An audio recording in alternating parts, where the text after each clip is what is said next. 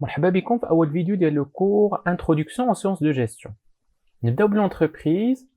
شنو كتعني الكلمة ديال entreprise؟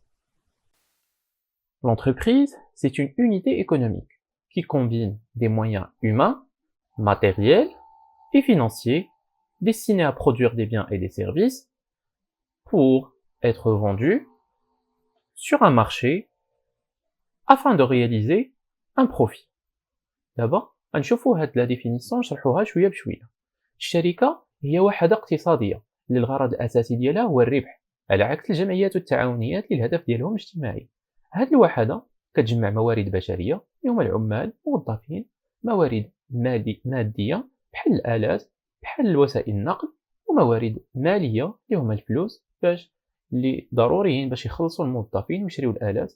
هاد الموارد، هاد الثلاثه ديال الموارد الهدف ديالها هو تنتج سلع وخدمات باش تباع واحد السوق اللي الغرض منه هو تحقيق الربح. ناخذ دابا امثله دي زيكزامبل ديال لي زونتربريز.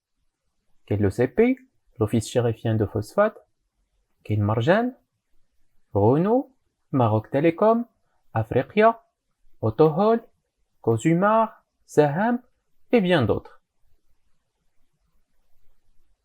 خاصنا نفرقوا بين اونتربريز ومجموعه من المصطلحات اللي قريبه ليها. نبداو بلا سوسيتي. La société est une personne morale indépendante de son ou ses associés. يعني انها هي واحد الكيان اللي كيدير تعاملات بالاسم ديالو بشكل مستقل على المالكين. اذا الممتلكات ديال لا سوسيتي هما مستقلين على الممتلكات ديال المالكين. مثلا الشركه ديال نقل البضائع لي كاميون اللي عندها، يعني لي كاميون اللي كتمتلك كيكونوا في سميتها ماشي في سميت مولاها او مواليها. نعطيو مثال. مرجان est une société حيت كدير تعاملات بالاسم ديالها، على عكس طبيب ميدسان بريفي اللي كيدير التعاملات ديالو بالاسم ديال الاسم الشخصي ديالو. ندوزو دابا لا فيرم. لا فيرم est une société de grande taille. شنو هي لا فيرم؟ هي واحد الشركه اللي الحجم ديالها كبير. مثال جوجل.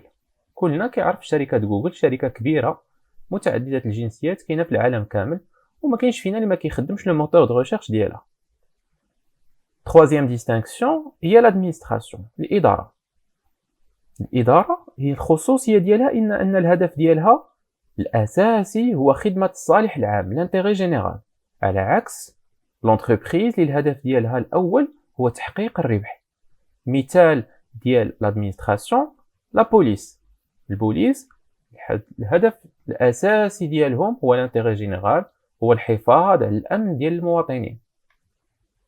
دابا وصلنا لورغانيزاسيون. لورغانيزاسيون كتجمع كاع هاد الانواع اللي شفنا.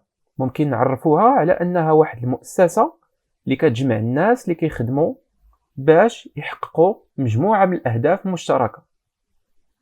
منين كنهضروا على لونتربريز ضروري خصنا نهضروا على الشخص اللي كرياها، كنسميوه انتربرونور او مقاول. هاد لونتربرونور هو شخص كيتصرف بشكل مستقل وكيقدم قيمه مضافه للسوق عن طريق منتجات وخدمات مقابل ربح مادي.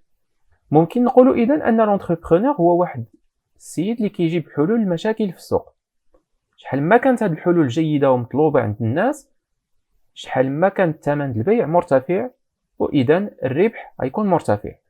نعطيو واحد المثال. ما كاينش فينا اللي ما كيعرفش امازون. السيد اللي دار امازون اول مره سميتو جيف بيزوس. جيف بيزوس كان اول واحد كيدير سيت انترنت كيبيع المنتجات. دابا هو من اغنى الناس في العالم حيت جاب حل لواحد المشكله في السوق اللي هي ان الناس ولاو ما كيبغيوش يخرجوا من ديورهم وكيبغيو يشريو الحاجه وتوصلهم حتى للدار. دابا نهضروا على لي كاركتيرستيك دو لونتربريز. أول كاركتيرستيك هي l'entreprise est une organisation technique اللي كتصاوب منتجات وخدمات عن طريق تنسيق مجموعة من الموارد. هاد الموارد هما اللي شفنا في لا ديفينيسيون دو لونتربريز. humain موارد بشرية les êtres humains. موارد بشرية humain, موارد مادية matérielle et موارد مالية financier. Deuxième caractéristique, elle est une organisation sociale. هي واحد المنظمة اجتماعية متكونة من 3 الجهات: العمال،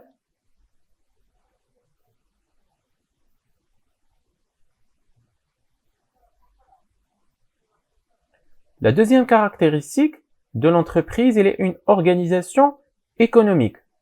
منظمة اقتصادية اللي الهدف ديالها هي la création de la valeur وتحقيق الربح. الربح هو الهدف الأول ديال أي entreprise. Troisième caractéristique, l'organisation ou l'entreprise est une organisation sociale. هي منظمة اجتماعية متكونة من 3 الجهات: أصحاب رأس المال، يعني الناس اللي مولوا la création de l'entreprise. Les dirigeants هما المسيرين ديال l'entreprise.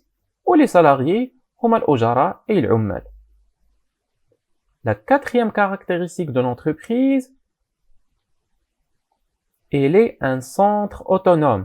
هي واحد المركز للقرار مستقل، حيث اتخاذ القرارات كيدار داخل l'entreprise، ولكن بطبيعة الحال مع الأخذ بالاعتبار المعطيات الخارجية بحال المنافسة، تغير القوانين إلى آخره.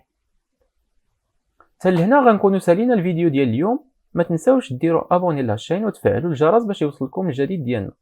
ما تنساوش تتبعوا الحساب ديالي على الانستغرام فين كنشارك معلومات ونصائح مفيدة.